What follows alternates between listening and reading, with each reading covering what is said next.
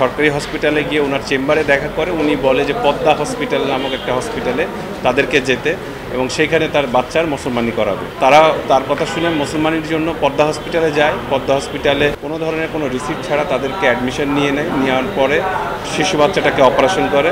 Operation করার পরে উনি যে বড় ধরনের একটা নেগলিজেন্সি করছে, উনি এটা অ্যাভয়েড করার জন্য, ওরা যেহেতু অশিক্ষিত, ওরা বুঝতে পারে না, বাসায় নিয়ে আসছে। বাসায় নিয়ে আসার পরে তার ওখানে পাকন ধরে, একদম পচার মতো অবস্থা হয়ে যায়। দেন যখন খুব খারাপ অবস্থা, ওই ডাক্তারের সাথে কমিউনিকেশন করলে ডাক্তার তাকে আবার ওই হসপিটালে নিয়ে যেতে বলে। হসপিটালে নিয়ে যাওয়ার পরে 7 দিন তাকে গিনিপিগের মতো রাখা হয় এবং তার অবস্থার অবনতি ঘটে। এবং অবনতি ঘটার পরে বাপ মা ওখান থেকে তাকে রিলিজ করে নিয়ে শিশু হসপিটাল এবং বিভিন্ন হসপিটাল, একটা দুইটা না 2-3টা হসপিটালে যায়। যাওয়ার পরে ও যখন একটু স্বাভাবিক অবস্থা দেখে যে তার যেভাবে মুসলমানি করার কথা ছিল, তার ছিদ্র হয় একদম প্যানিসের মাঝখান থেকে। এখন বাচ্চার অবস্থা হচ্ছে যে তার ভবিষ্যৎ অন্ধকার। তো এই করে আমরা প্রথম তাকে একটা লিগ্যাল নোটিশ দিয়েছিলাম তার কম্পেনসেশনের জন্য এবং সুষ্ঠু চিকিৎসার জন্য। তো সেই ডাক্তার এবং ওনারা কেউই রেসপন্ডেন্ট যারা ছিলেন ওনারা কোনো ভ্রুক্ষেপ করে নাই। আমরা একটা রিট ফাইল করি। এই রিটে প্রথমেতে 25শে ফেব্রুয়ারি রিটে মহামান্য কোর্ট একটি আদেশ দেয় এবং একটি রুল ইস্যু করেন। রুলে বলা হয় যে 1 কোটি বাচ্চার এই ড্যামেজের জন্য 1 কোটি টাকা কম্পেনসেশন কেন দেওয়া হবে না, সাথে সাথে তার সুচিকিৎসার ব্যবস্থা কেন করা হবে না। এবং দেখার পরে মহামান্য কোর্টও আসলে হয়ে যায় যে এটা আসলে ডাক্তার নাকি অন্য কেউ।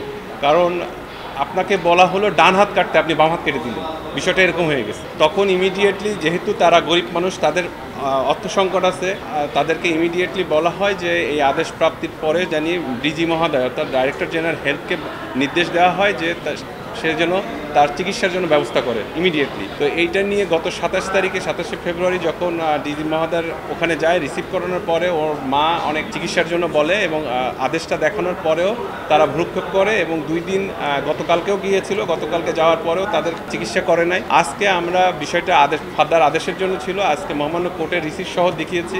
কোর্ট প্রথমেই এটা খুব বিরক্তি সহকারে দেখেছেন এবং বলছে যে আমাদের আদেশ পাওয়ার পরে কেন ব্যবস্থা নিল না। তখন রাষ্ট্রের আইন কর্মমন্ত্রী ডেপুটি অ্যাটর্নি জেনারেল উনি দায়িত্ব নিয়ে কথা বললেন এবং সময় নেন 1 ঘন্টা। সময় নেওয়ার মধ্যে উনি প্রশাসনের সাথে কথা বলছেন। প্রশাসনের সাথে কথা বলছে যে আদালতের যে নির্দেশ এটা এক্ষুনি প্রতিপালন করা লাগবে এবং সাথে সাথে তাকে আজকের মধ্যেই ওখানে যেতে বলা হয়েছে এবং আজকের মধ্যেই তাকে তার ট্রিটমেন্ট শুরু করার জন্য বলা হয়েছে এবং তারা বলছে যে তারা কমপ্লাই করবে। আর যেহেতু সে আর্থিকভাবে তার বাবাও এখন তার সাথে নাই, সে মা পাচ্ছে না, তো আর্থিকভাবে যেহেতু তার অবস্থা খুবই খারাপ, তো আমরা ইন্টারিম একটা আদেশ চেয়েছিলাম যে 20 লক্ষ টাকা যাতে তাকে দেওয়া হয়।